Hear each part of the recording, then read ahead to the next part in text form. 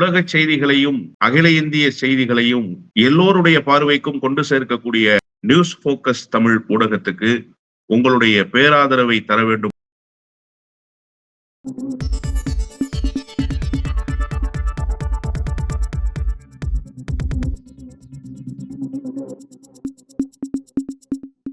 வணக்கம். இன்றைக்கு நம்முடன் அரசியல் பேச இணைந்திருக்கிறார் திராவிட இயக்க சிந்தனையாளர் திரு வல்லம் பஷீர் அவர்கள். சார் வணக்கம். வணக்கம் சார். எலெக்ஷன் கமிஷன் சம்பந்தமா ஒரு முக்கியமான ஒரு அப்டேட் ஒன்று எதிர்கட்சிகள் கடுமையா அதுக்கான மறுப்பு செய்தியெல்லாம் வெளியிட்டு இருக்காங்க, கண்டிச்சிட்டு இருக்காங்க அப்படிங்கிறத பாக்குறோம். ஹரியானால அந்த விஷயம் கிளம்புதுன்னு பாக்குறோம். ஃபர்ஸ்ட் ஆஃப் ஆல் ஹரியானா எலெக்ஷன்ல அங்க இருக்கக்கூடிய வாக்காளர்களோட பட்டியலை கேட்டு காங்கிரஸ் ஒரு தேர்தல் ஆணையத்திட்ட ஒரு கோரிக்கை வைக்கிறாங்க, மறுக்கப்படுது. நீதிமன்றத்துக்கு போறாங்க, நீதிமன்ற உத்தரவு கொடுக்க சொல்றாங்க. உடனடியே அவசர ஒரு திருத்தத்தை மேற்கொள்றாங்க. எதாவது கொடுக்கணும், எதாவது கொடுக்க கூடாதுன்னு சொல்லி ஒரு சட்டத்தையே மாற்றி அமைக்கக்கூடிய ஒரு விஷயத்த உடனடியா ஒன்றிய அரசும் தேர்தல் கமிஷனும் சேர்ந்து செஞ்சிருக்காங்க. இந்த சப்ஜெக்ட் எப்படி பாக்குறீங்க? தேர்தல் ஆணையத்தினுடைய கோட் ஆஃப் கான்டாக்ட் இருக்குல்ல, அந்த கோட் ஆஃப் கான்டாக்டே என்ன சொல்லுது அப்படின்னு சொன்னா, எப்போதெல்லாம் சந்தேகங்கள் எழுகிறதோ அல்லது அங்கீகரிக்கப்பட்ட அரசியல் கட்சிகள் எந்தெந்த ஆவணங்களை எல்லாம் கோருகிறதோ அதையெல்லாம் கொடுக்க வேண்டும் என்பதுதான் 92வது பிரிவு வலியுறுத்துகிற ஒரு சரத்து. அதையே நீங்கள் திருத்துவது என்று சொன்னால், தேர்தல் ஆணையத்தினுடைய அந்த தன்மை இருக்குல்ல, ஒரு சுயாட்சி கட்டமைப்புக்கும் ஒரு தன்மை இருக்க வேண்டும். அந்த தன்மையே நீங்கள் அடியோடு சிதைத்து விட்டால் அது எதற்காக அந்த கட்டமைப்பு தேவைப்படுகிறதுங்கிற கேள்வி இருக்குல்ல. உதாரணமா, நீங்க எத்தனையோ தன்னாட்சி அமைப்புகளை ஒன்றிய அரசின் இந்த நடவடிக்கை சிதைத்து போட்டிருக்கிறதுங்கிறத நம்ம கடந்த காலங்கள்ல இருந்து பார்க்கிறோம். குறிப்பா அமலாக்கத்துறையிலிருந்து, சிபிஐயிலிருந்து இப்போது இந்த தேர்தல் ஆணையம் வரை அது நீள்கிறது என்று சொன்னால், நீங்க இதுக்கு எதற்காக தேர்தலை நடத்திட வேண்டும்ங்கிற ஒரு கேள்வி எழும்ல இயல்பாகவே. இப்ப அண்மையில ஒரு மாநகராட்சி தேர்தல் ஒரு பஞ்சாப் மாநிலத்துல நடந்து முடிஞ்சது. அந்த தேர்தல்ல ஒரு நடத்தை விதிமுறைகள் நடந்திருக்கு. திட்டமிட்டு ஒரு வேட்பாளரை வெற்றி பெற வைப்பதற்காகவும், வெற்றி பெற்ற வேட்பாளரை தோல்வி அடைந்ததாக அறிவிப்பதற்காகவும் சில நடவடிக்கைகள் மேற்கொள்ளப்பட்டன. இது இந்தியா முழுமைக்கும் ஒரு பெரிய சண்டிகர் மேயர் தேர்தல் குறிப்பிடுறீங்க. ஆமா, சண்டிகர் பஞ்சாப் மாநிலம்னு சொன்னேன். சண்டிகர் மேயர் தேர்தல் அப்போ நீங்க இத நாடு முழுமைக்கும் ஒரு பெரிய அதிர்வலையை ஏற்படுத்தியது. எதன் மூலமாக நீங்க அதிர்வலையை ஏற்படுத்தியதுன்னு கருதுறீங்க? அந்த சிசிடிவி ஃபுட்டேஜஸ் வெளியில வந்த பிறகுதான் அது அதிர்வலையை ஏற்படுத்தியது. நீதிபதியாக இருந்த தலைமை நீதிபதி சந்திராசூட் அவர்களே அந்த வழக்கை விசாரிச்சு ஒரு பெரிய நெருக்கடியை கொடுத்ததற்கு பிறகு தேர்தல் ஆணையம் தன்னுடைய நடவடிக்கையை மாற்றிக்கொண்டது. நம்ம அதை கடந்த காலத்துல பார்த்திருக்கிறோம். அப்ப இந்த சிசிடிவி ஃபுட்டேஜ் எவ்வளவு பெரிய மெயின் ரோலை பிளே பண்ணுது அப்படிங்கிறத நீங்க புரிஞ்சுக்கணும். ஏதோ ஒரு சாதாரணமாக சிசிடிவி ஃபுட்டேஜ் தரலன்னா என்னப்பா, தேர்தலை நடத்துவது தேர்தல் ஆணையத்தினுடைய கையில் தானே இருக்கிறதுன்னு நீங்க கடந்து போய் விட முடியாது. நீங்க வாக்காளர் பட்டியலையே தரமாட்டேன்னு சொல்லியிருக்கிறாங்க அப்படிங்கிற இந்த காங்கிரஸ் கட்சியினுடைய குற்றச்சாட்டு இருக்குல்ல. காங்கிரஸ் கட்சியினுடைய பொதுச் செயலாளர் KC வேணுகோபால் என்ன சொல்றாரு, எங்களுக்கு இந்த தேர்தல் ஆணையத்தினுடைய வழிமுறைகளையே நாங்க பெரிய அளவுல சந்தேகிக்கிறோம். அந்த சந்தேகம் எங்களுக்கு எங்கிருந்து எழுகிறது என்று சொன்னால், இந்த விவிபேட்ல நிறைய குளறுபடிகள் இருக்கு. நாங்கள் ஒவ்வொரு முறை கேள்வி கேட்கிற போதும் தேர்தல் ஆணையம் எங்களுக்கு முறையான பதில் சொல்வது மட்டுமல்ல, தேர்தல் ஆணையம் ஒரு ஏளன எகட்டிய போக்கோடு எங்களுக்கு பதில் தருகிறது. நீ எல்லாம் கேட்டா நான் கொடுக்கணுமான்கிற ஒரு மனோபாவம் தேர்தல் ஆணையத்திடம் வெளிப்படுகிறதுன்னு சொல்றாருல. பிரதான எதிர்கட்சியாக இருக்கிற காங்கிரஸ் கட்சியினுடைய குரலே இப்படிப்பட்ட குரலாக இருக்கும்னு சொன்னா, தேர்தல் ஆணையம் ஒரு பேராபத்து மிக்க சூழலில் சிக்கி இருக்கிறது என்றுதானே நாம் பொருள் கொள்ள வேண்டியிருக்கிறது. அரசியல் கட்சிகளுக்கு இந்த நிலைமைன்னு சொன்னா, தனி மனிதர்கள் கேட்டாலும் அதற்கு உண்டான சில தொகைகளை நிர்ணயித்திருக்கிறாங்க தேர்தல் ஆணையம். அதை நீங்க செலுத்தினா உங்களுக்கு உண்டான ஆதாரங்களை தேர்தல் ஆணையம் கொடுக்க வேண்டும் என்பது தேர்தல் ஆணையத்தினுடைய விதிகள்ல இன்னொரு விதியாகவும் அது இருக்கு.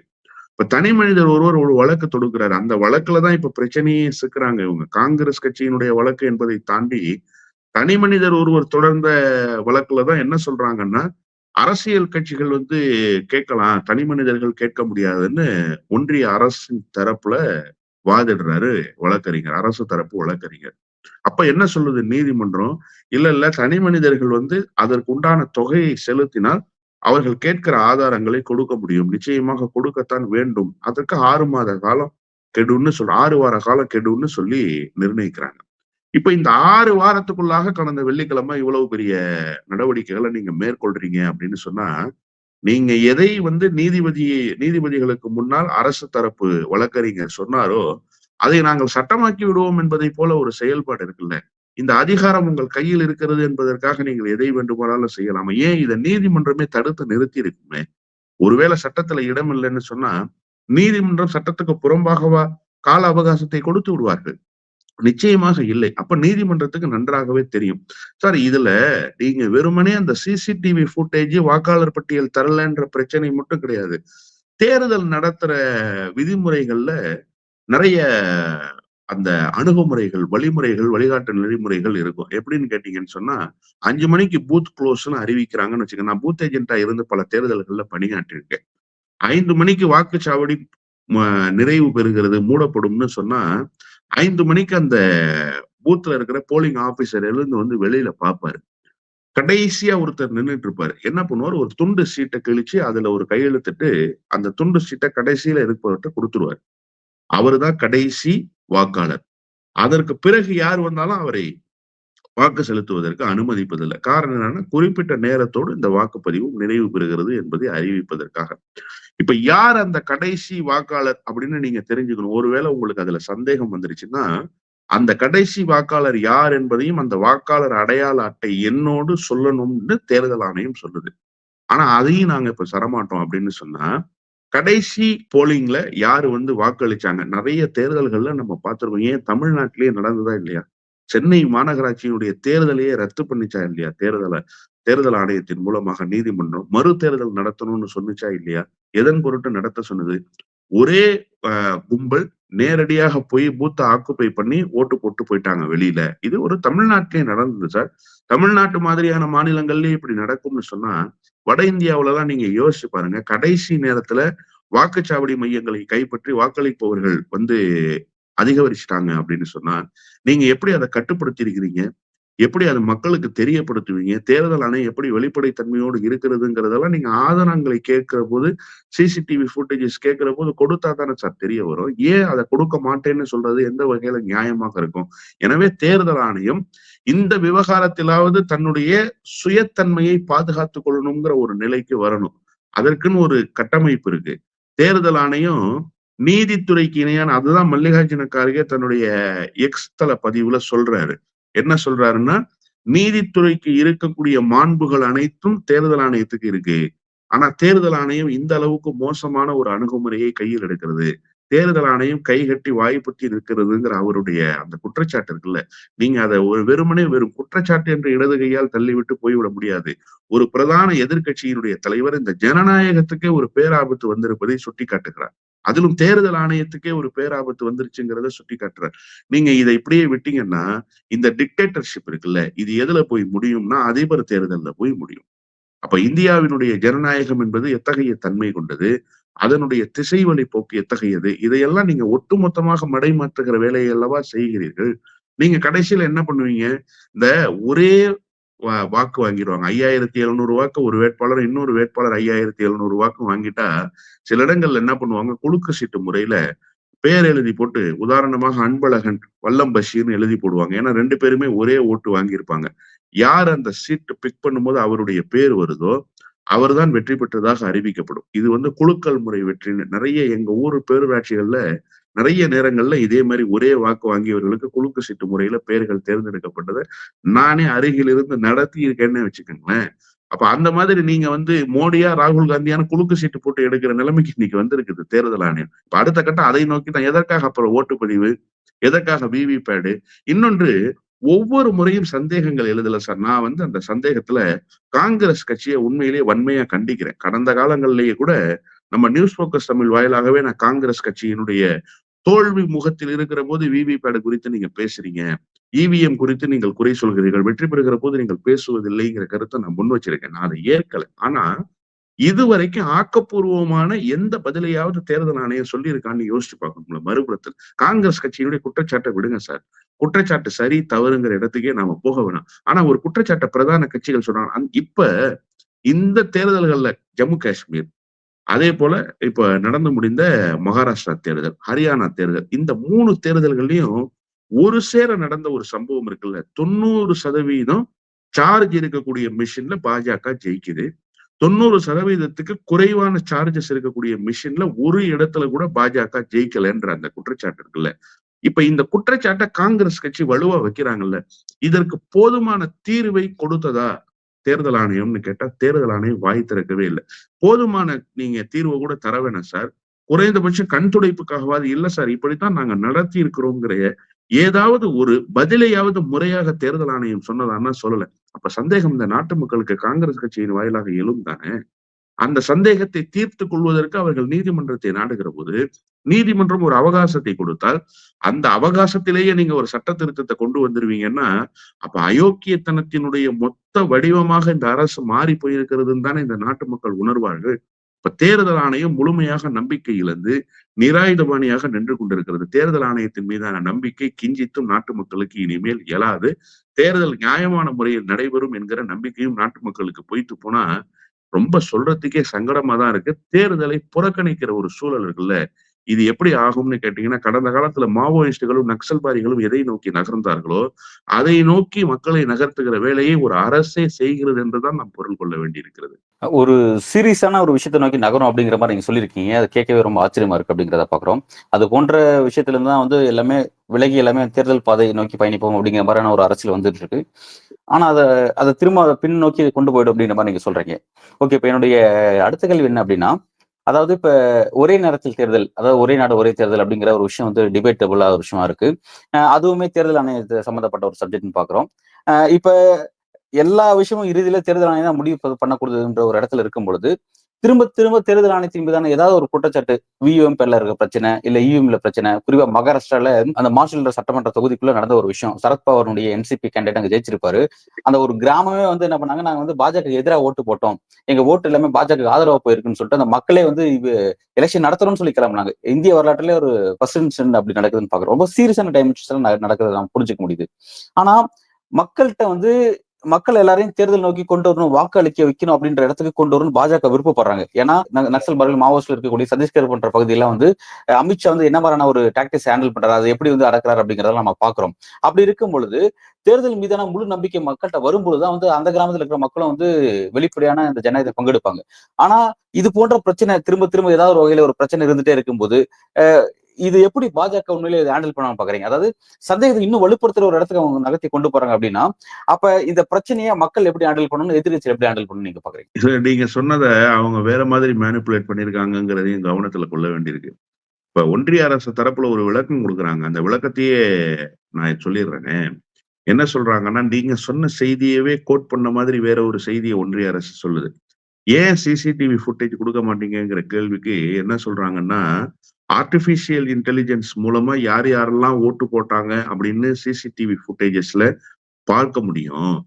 இன்னொன்னு, யார் வேண்டப்படாதவர்களோ அவர்களை சில குறிப்பாக சில வாக்குச்சாவடிகள் பதட்டமான வாக்குச்சாவடிகள்னு அறிவிப்பாங்க சார். பிரச்சனைக்குரிய வாக்குச்சாவடிகள்னு இருக்கும். அது தமிழ்நாட்டிலயும் பல இடங்கள்ல இருக்கு.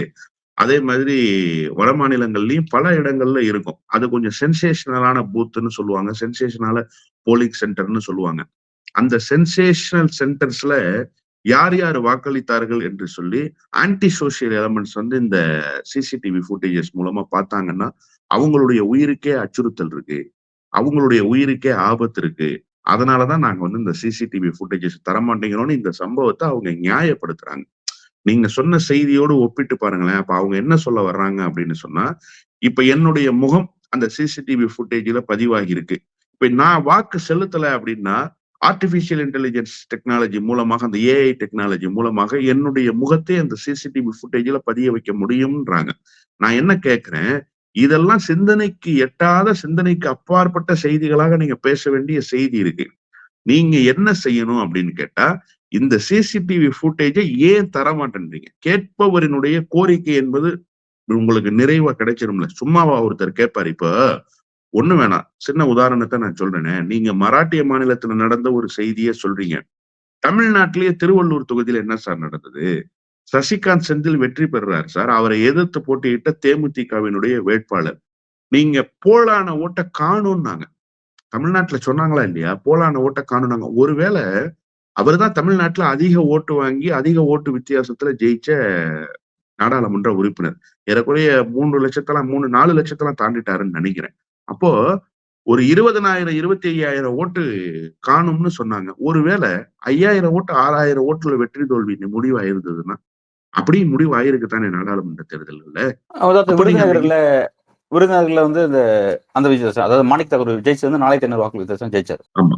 அது மாதிரி பல இடங்கள்ல இருக்கு சார். நீங்க வந்து குறைவான வாக்கு வித்தியாசத்துல வெற்றி தோல்வியை நிர்ணயிக்கக்கூடிய சூழல் இருக்குன்னு சொன்னா, அப்ப இந்த 20,000 வாக்குகள், 25,000 வாக்குகள் எவ்வளவு பெரிய மேஜர் ரோல ப்ளே பண்ணுது. அந்த மேஜர் ரோல் ப்ளே பண்ண வேண்டிய வாக்குகள காணும்னு சொன்னாங்களே. அப்ப காணும்னு சொன்ன வாக்குகள் எங்க போச்சு? தேர்தல் ஆணையம் என்ன அதற்கு பதில் சொல்லுது? சரி, இது வெற்றி தோல்வியை விட்டுருவோம் சார். நான் அந்த பக்கமே போக விரும்பல. இது அரசியல் கட்சிகளினுடைய நிலைப்பாடு. ஒரு சாமானியனாக எனக்கு ஒரு கேள்வி இருக்கு. நான் வந்து ஒரு தொகுதியில் எனக்கு இந்த நாடாளுமன்ற உறுப்பினர் வேண்டும்னு என்னுடைய ஜனநாயக கடமையை நான் போய் நிறைவேத்துறேன். அப்ப எனக்கு ஒரு ஜனநாயக கடமை இருக்கிறது என்பதை தாண்டி ஒரு இந்திய குடிமகனாக நான் யாரை தேர்ந்தெடுக்க வேண்டும் என்று நான் தீர்மானிக்கிறேனோ, அவருக்கு போய் நான் வரிசையில நின்னு வாக்கு செலுத்துறேன்ல. என் ஓட்டு காணா போயிடுச்சே. நான் பிக்ஸட் டெபாசிட்ல ஒரு தொகைய போட்டு என்னுடைய பாதுகாப்புக்காக வைக்கிறேன். அந்த பிக்ஸட் டெபாசிட்ல நான் போட்ட அமௌண்ட் காணா போயிடுச்சுன்னா எனக்கு எவ்வளவு பதட்டம் வரும். அதை விட ஒரு மடங்கு கூடுதலான பதட்டம் அல்லவா எனக்கு ஏற்படுகிறது ஜனநாயக ரீதியாக. என் வாக்க காணும்ல நான் சொல்றேன். 20,000 பேருக்கு மேல போட்ட ஓட்ட காணும்னா, அப்ப அவன்லாம் வரிசையில நின்னு போட்டானே, அவனுடைய மனநிலை எப்படி இருக்கும்?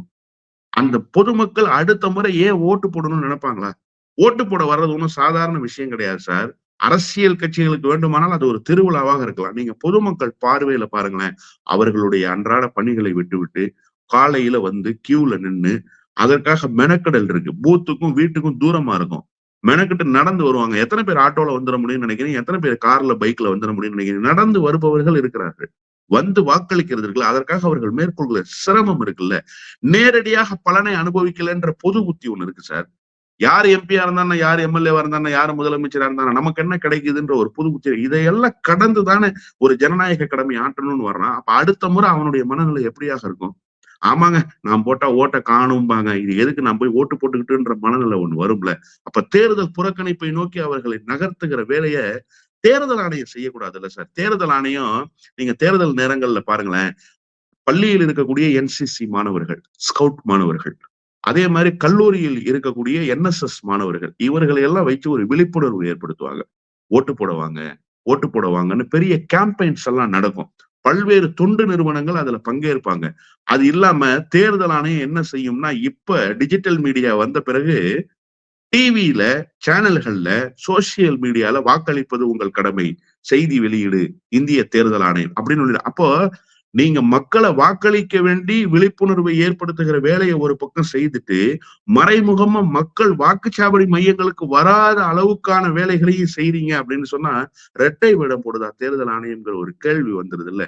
நீங்க கேட்டீங்கல்ல, அமித்ஷா வந்து இந்த நக்சல்களுக்கு எதிராக நீங்க எல்லாரும் வாக்குச்சாவடிகளுக்கு வாங்கன்னு கூப்பிடுறாரு. இந்த தேர்தல் ஆணையம் போடுற இரட்டை வேடம் அமித்ஷாவுக்கும் பொருந்தும்.